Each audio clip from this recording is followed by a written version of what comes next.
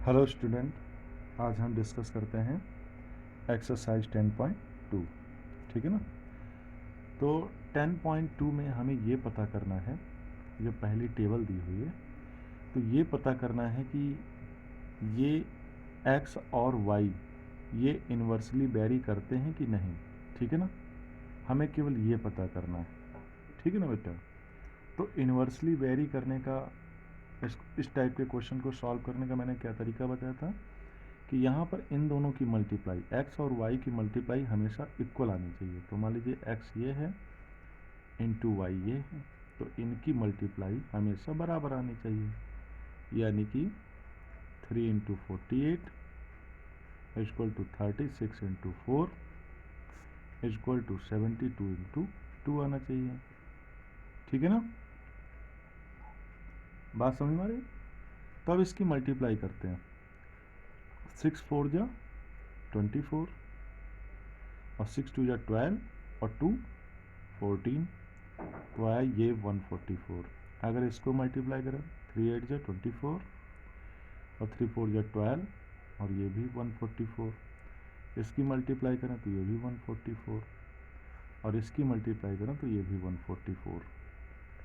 तो क्या देख रहे हो कि सबकी मल्टीप्लाई सेम आ रही है, मतलब ऊपर वाले और नीचे वाले कॉलम की मल्टीप्लाई, इसकी मल्टीप्लाई, इसकी सबकी क्या आ रही है, सेम आ रही है। तो अगर सबकी मल्टीप्लाई सेम आ रही है तो इसका मतलब ये हुआ कि ये क्या करता है, तो इन्वर्सली वेरी करता है। तो लिखेंगे x and y vary inversely. ठीक है, एक्स और वाई क्या करते हैं, इन्वर्सली वेरी करते हैं। अब जरा यहाँ मल्टीप्लाई करके देखो, इस वाले सेकंड क्वेश्चन में एक्स वाई बराबर, ये अलग अलग कॉलम है सबके। ठीक है, बुक में ये क्वेश्चन देख लेना, हमने बुक से उतारा हुआ है।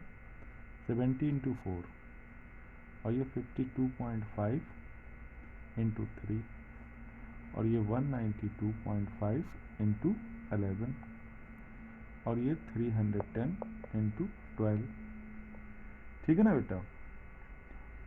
तो ज़रा देखो, जब इनकी मल्टीप्लाई करोगे तो कितना आएगा, 280। लेकिन जब इनकी मल्टीप्लाई करो तो 5 3 जा 15 और 5 3 2 जा 6 एंड 7 और 3 5 जा 15।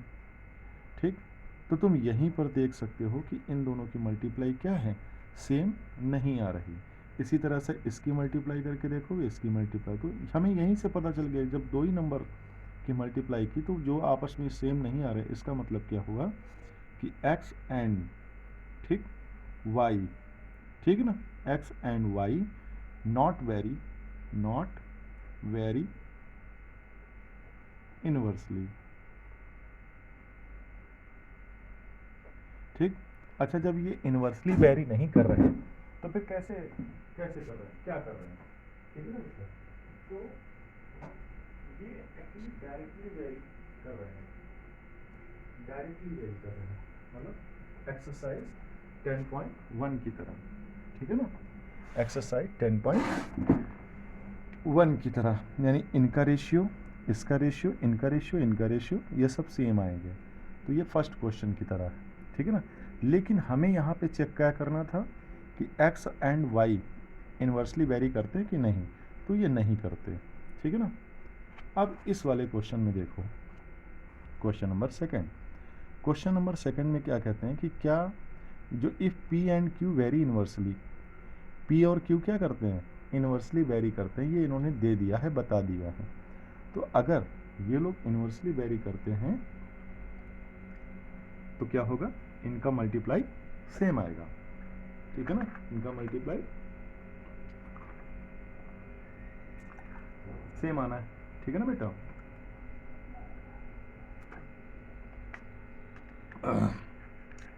तो चलो भाई इसको सॉल्व करते हैं। अगर ये लोग इन्वर्सली वेरी करते हैं तो इसका मतलब ये हुआ कि पी क्यू की मल्टीप्लाई 3 इंटू 20 के बराबर और पी वन की मल्टीप्लाई 1 के बराबर एंड 5 इंटू क्यू वन की मल्टीप्लाई ये बराबर और P2 इंटू 6 की मल्टीप्लाई, ये सभी बराबर होंगे, मतलब इन दोनों की मल्टीप्लाई इन दोनों की, इन दोनों की, इन दोनों की, ये सभी आपस में क्या होंगे, इक्वल आएंगे। ठीक है ना, इन दोनों की मल्टीप्लाई क्या आएगी, बराबर आएगी। तो अब हमें क्या करना है, कंपेयर कर लेना है। इसको इससे कंपेयर कर लो, ठीक है ना, इसको इससे कंपेयर कर लो, और फर्स्ट और लास्ट को मल्टीप्लाई कर, मतलब कंपेयर कर लो। तो 3 into 20 equal to P1 into 1। ठीक, तो P1 एंड 1 की मल्टीप्लाई करोगे तो P1 आएगा, और 3 इंटू 20 60 आ जाएगा, यानी P1 की वैल्यू कितनी आ जाएगी, 60 आ जानी। P1 की वैल्यू 60 आ जानी। ठीक है,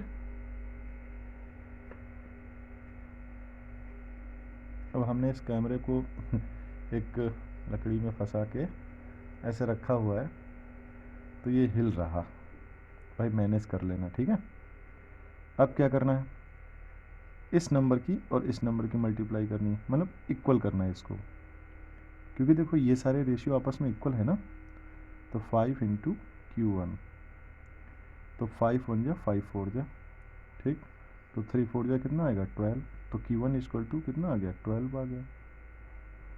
ठीक, अब इस नंबर की इस नंबर के साथ कंपेयर कर लेते हैं।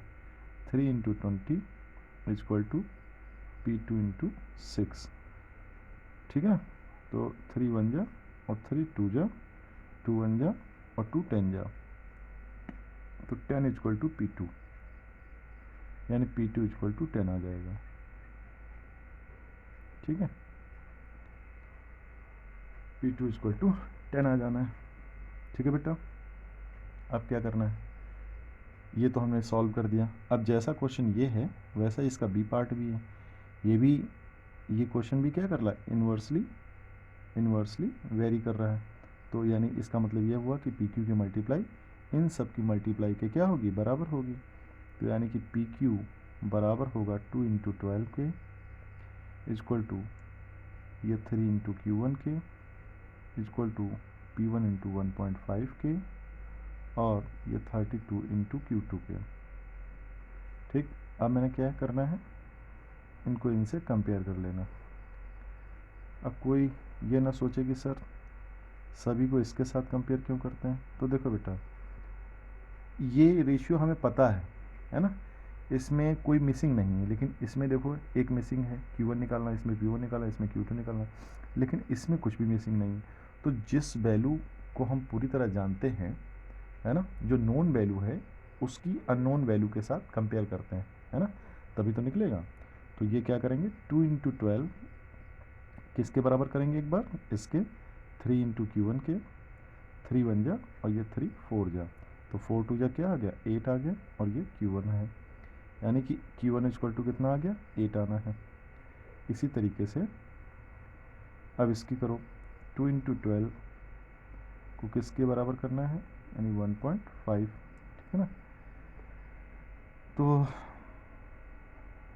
अब इसको इधर लिख लो भाई, P1 इंटू 1.5 इक्वल टू ये 2 इंटू 12।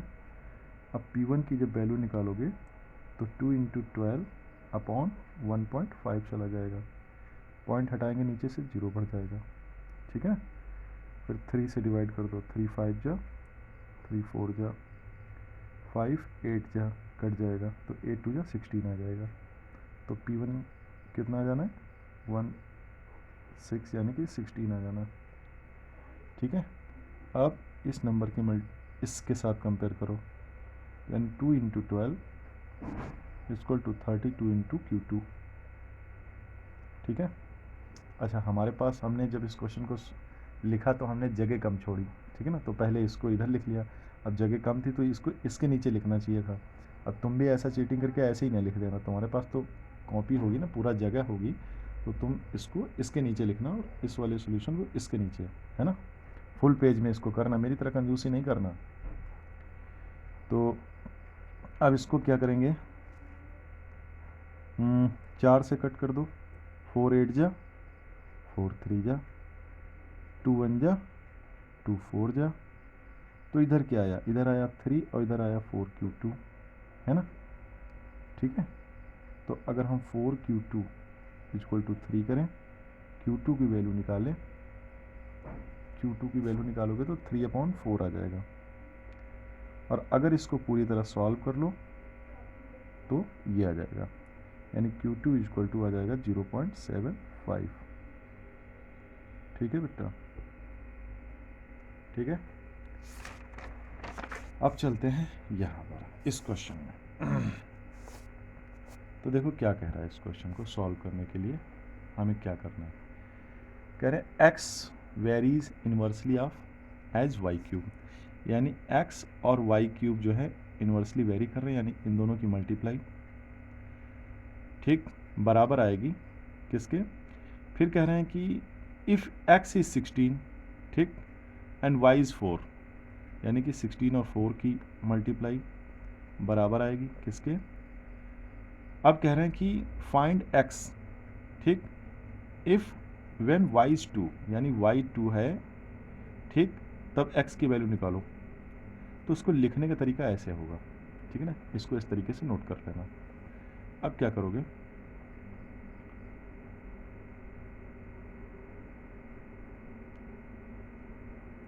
ठीक है बेटा,